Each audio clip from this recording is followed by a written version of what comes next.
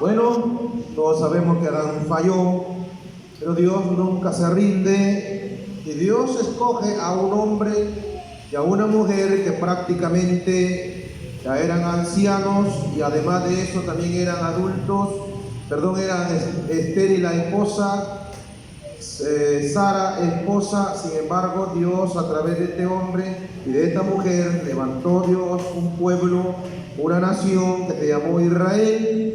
Y a ese pueblo de Israel Dios le escogió y a él le dio su ley, con él hizo un pacto, a ellos les dio el culto, a ellos les dio las promesas, a ellos les adoptó como pueblo suyo, a pesar de que no era un pueblo especial. Sin embargo, Dios lo escogió para que a través de ese pueblo todas las naciones conozcan a Jehová y sus obras, sus maravillas, y la gloria del Señor sea esparcida por toda la tierra. ¿Cumplió ese pueblo? Claro que no. Al contrario, este pueblo, en vez de influenciar a las demás naciones, se dejó influenciar por las naciones paganas. Dios le había dicho: lo que ellos hacen, no hagas tú. No vayas a copiar, no vayas a imitar, sus prácticas no las hagas. Debería ser una nación santa que refleje la gloria del Dios santo. Entonces este pueblo falló y Dios escogió a otro pueblo que se llama la iglesia. ¿Quiénes se llaman? La iglesia del Señor. A ese pueblo lo lavó con su sangre preciosa, le dio su palabra, lo llenó con su Espíritu Santo. ¿Para qué? Para que cumpla el mismo propósito que Dios le dio a Israel, de ser una nación luz, una iglesia que sea luz, una iglesia que sea mensajera, portadora de este mensaje, y que también muestre a los hombres la gloria del Señor. Amén. Amén. Entonces, ¿qué cosa es la iglesia? ¿Qué es la iglesia? La iglesia es una institución divina. No es una institución humana, no es una institución cualquiera, es una institución edificada por el mismo Señor Jesucristo. Allá en Mateo capítulo 16, verso 18, dice el Señor a Pedro estas palabras: y yo también te digo que tú eres Pedro, y sobre esta roca edificaré mi iglesia, y las puertas del Hades no prevalecerán contra ella. Fue diseñada, fue instituida la iglesia en esta tierra, no solamente para soportar o aguantar o resistir las fuerzas malévolas del diablo, del infierno o la influencia del mundo, sino para que esta iglesia conquiste, para que esta iglesia influya, para que esta iglesia sea una iglesia que muestre la gloria de Dios, conquistando los reinos de las tinieblas y convirtiéndolos en reinos de luz.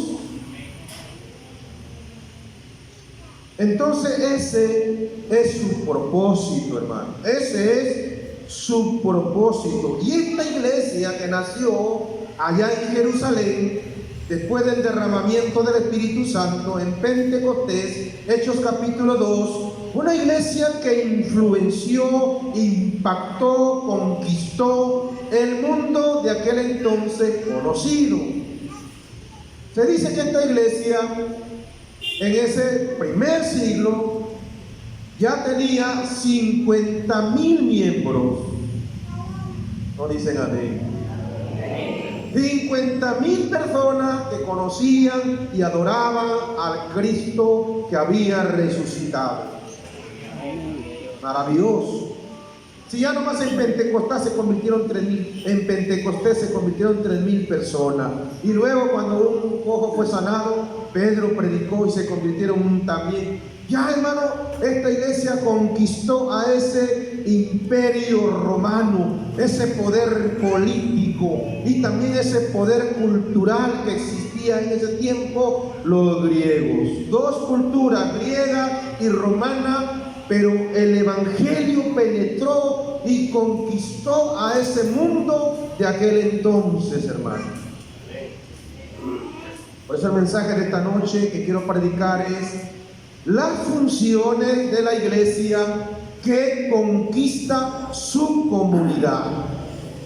Vuelvo a repetir, hermano, para los que están anotando, porque usted me gusta cómo apuntan, hermano, cómo anotan, cuando tienen interés en la palabra, luego en casa van y lo vuelven a leer y lo comparten con sus amigos o con los hermanos que no vinieron. ¿Cómo? Yo les aplaudo, hermano.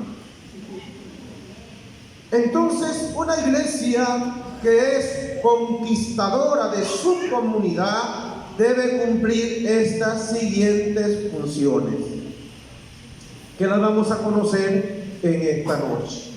Y esta casa de oración, la iglesia local nuestra, debe ser una iglesia que siga conquistando su comunidad y no que la comunidad nos conquiste a nosotros, y no que el mundo nos conquiste a nosotros, y no, hermano, que el diablo nos conquiste a nosotros. Más bien nosotros tenemos que tomar posesión de los territorios que Él tiene.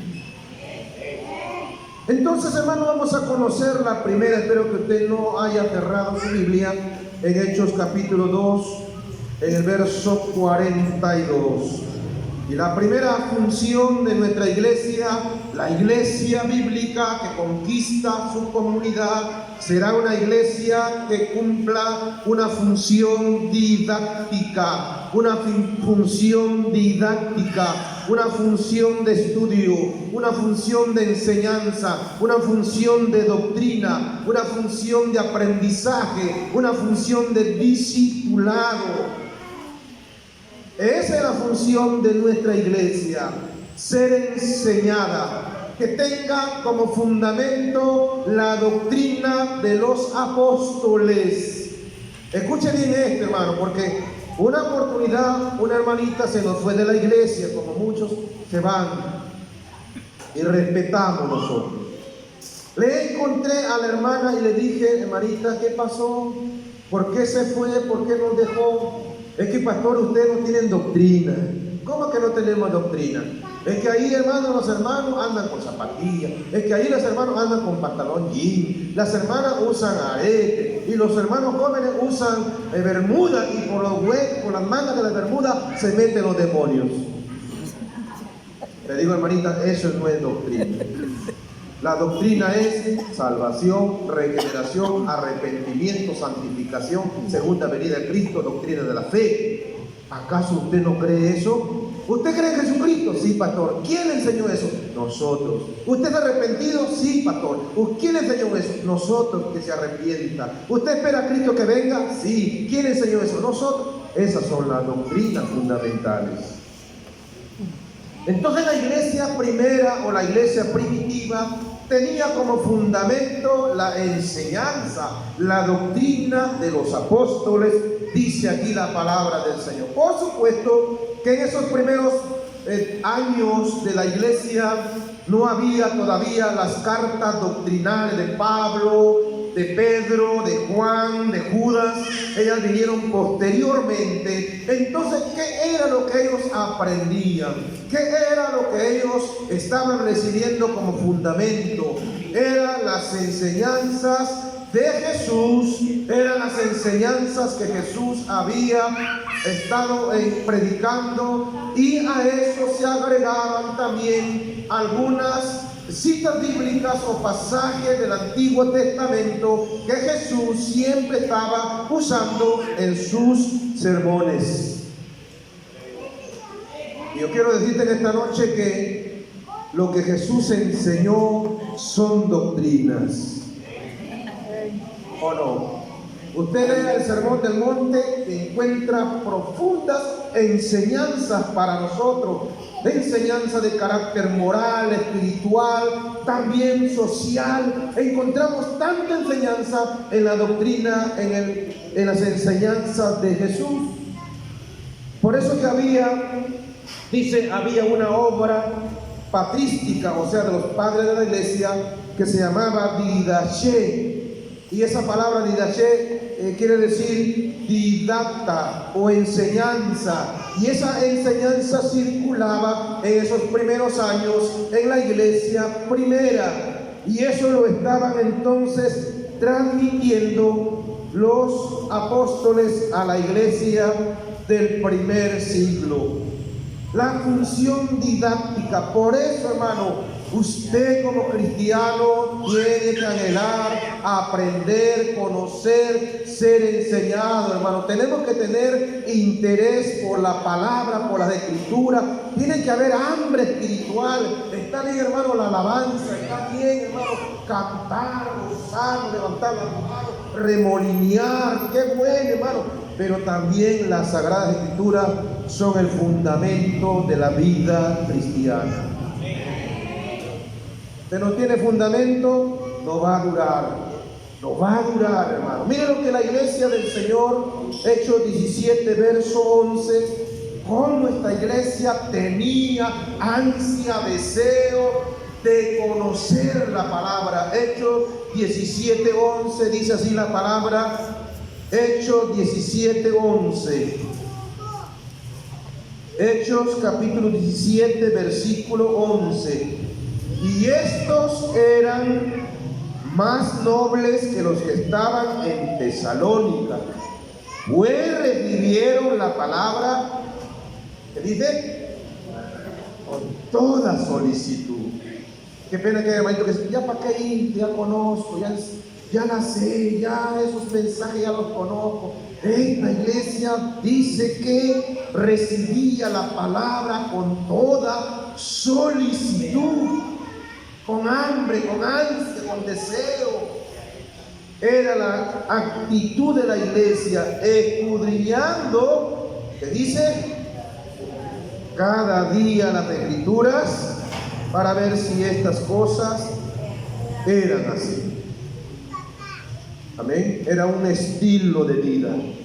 Era un estilo de vida la escritura para ellos. Cada día la escudriñaban. Hermano, la iglesia es la universidad del Espíritu.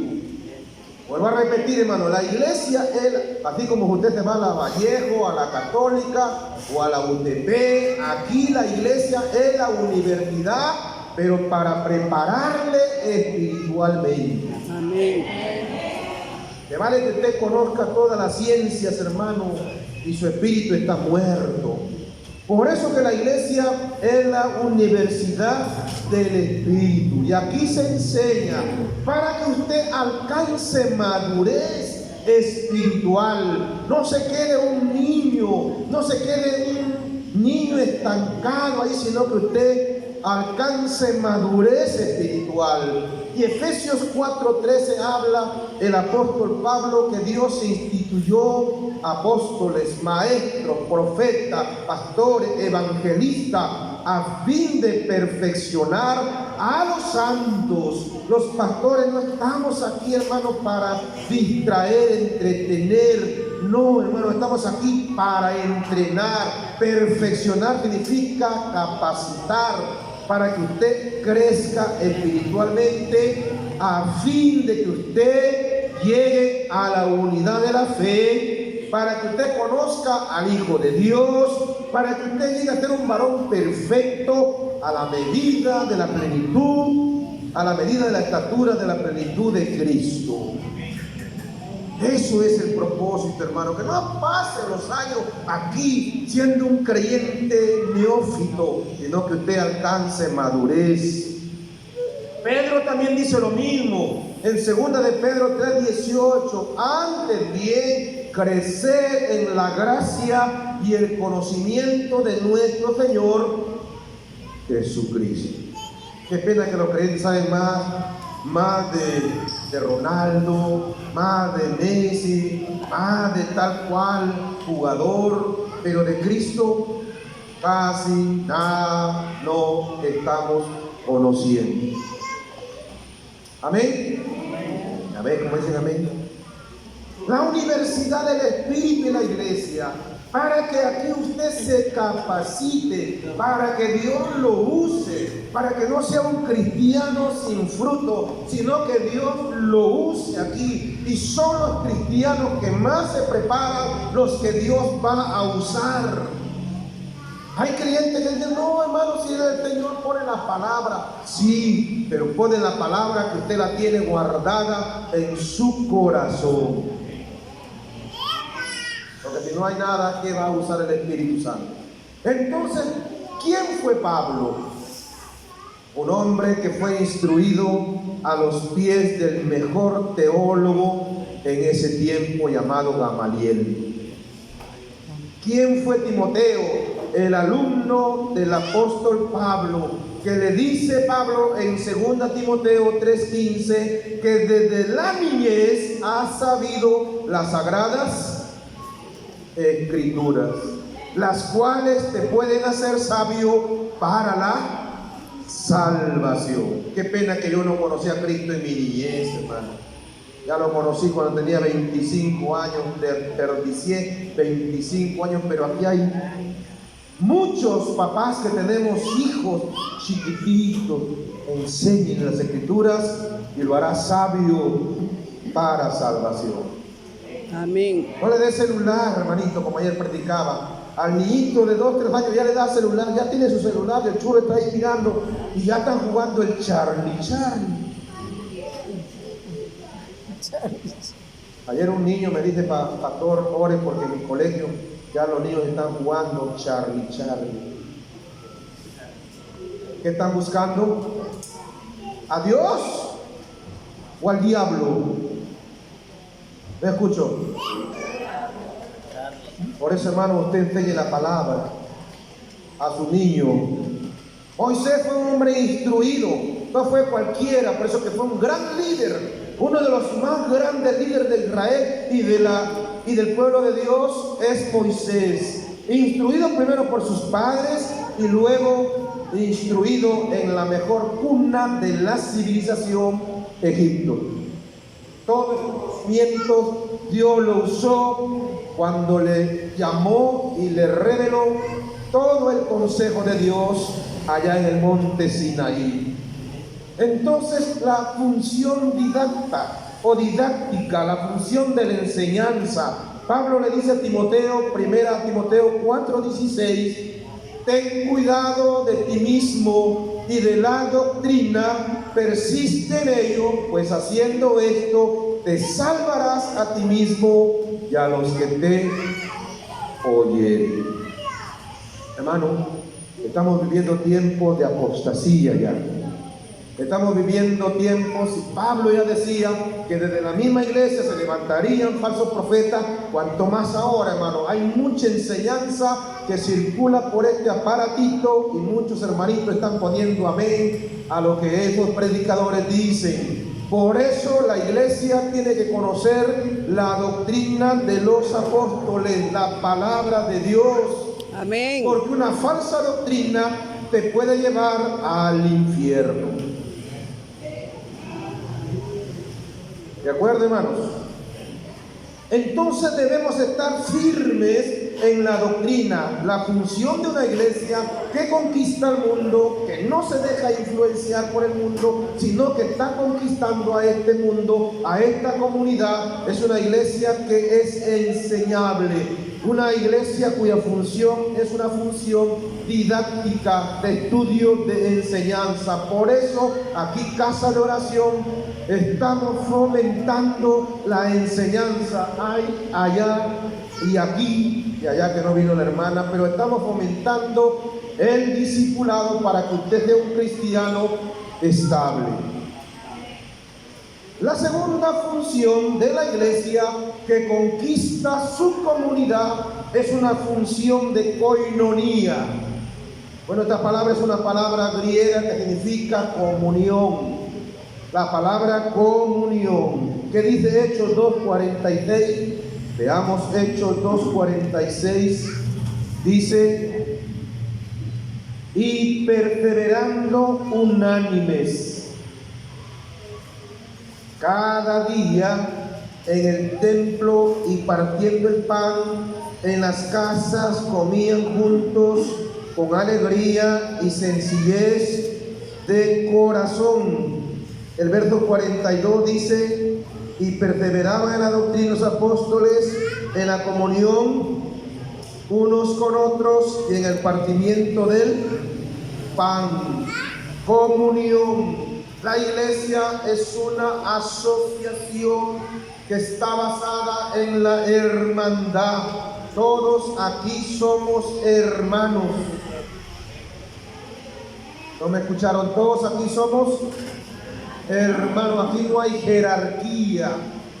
No hay jerarquía. Aquí todos somos hijos de Dios, hijos de un solo Padre. Tenemos una misma fe y somos una familia, la familia de Dios, la familia celestial. Tenemos una familia natural, pero también la iglesia es una familia espiritual y todos somos hermanos. Koinonia significa compañerismo. Espero que aquí todos seamos compañeros, amigos. No me gustaría escuchar que aquí tenemos grupitos y selectos. Este es mi grupo y el otro es chusma. No, hermano, aquí todos somos una sola familia, un solo cuerpo, hijos de Dios. Amén. Donde todo tenemos en común. Por eso que la palabra comunión deriva de la palabra común. Y cuando usted ha leído esta cita bíblica, va a encontrar ahí todos perseveraban, todos oraban. Era comunión, hermano.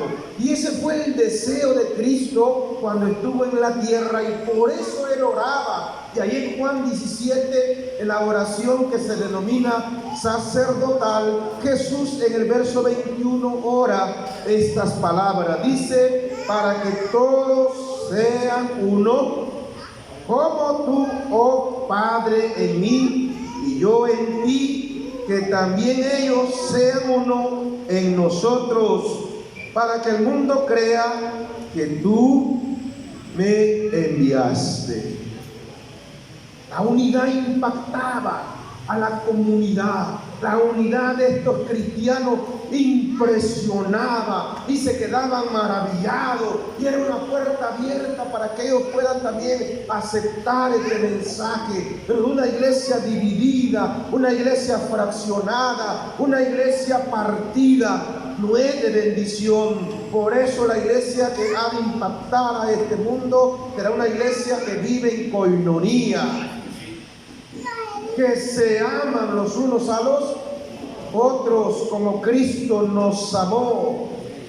Y esta koinonía hacía que los hermanos puedan compartir sus bienes de manera voluntaria, de manera generosa. Ellos estaban ahí mirando las necesidades de los demás, no para decirle pobrecito, sino para decirle: mira, aquí hay algo para tú. Hay algo aquí. Vendían sus propiedades, tal vez una casa, tal vez una finca, alguna propiedad, una chacra, que ese Señor, hermano, lo vendían y ellos distribuían a cada uno conforme a su necesidad. Ningún apóstol le obligó, ningún apóstol le amenazó: vendan sus cosas. Ellos de manera espontánea lo hacían. Tenga cuidado con esos predicadores que te obligan a pactar, traen 1,000 soles y te van a dar 2,000 soles más. No haga eso. Esto es voluntario, hermano, voluntario. Cuando hay koinonía, entonces nos interesamos en las necesidades de los demás. Y eso tenemos que practicar aquí como iglesia. Se cuenta de esta mujer que era religiosa, ya no está, la señora Madre Teresa de Calcuta. Dice que ella hablaba y predicaba, pero con el ejemplo también, a pesar de que era una religiosa. Y cierto día ella se enteró de que había una madre de familia con varios niños que no tenía un bocado para llevarla en la boca, ni ella ni para sus hijos. Y esta mujer religiosa buscó una buena vianda, un buen tazón y lo llenó de arroz, pues trabajaba con personas de profunda necesidad, y se fue donde esta madre. Cuando la señora recibe este tazón lleno de arroz, que me gusta a mí altísimo, ella lo partió en otra vianda y se fue a la vecina y llevó esa mitad de esa vianda de arroz. Y la madre le dice: ¿qué has hecho? Esta mujer contesta, dice: mi vecina también tiene hambre. Eso es lo que significa koinonía. Es el amor en acción. Amén. No hay solamente expresiones teóricas aquí, es una acción.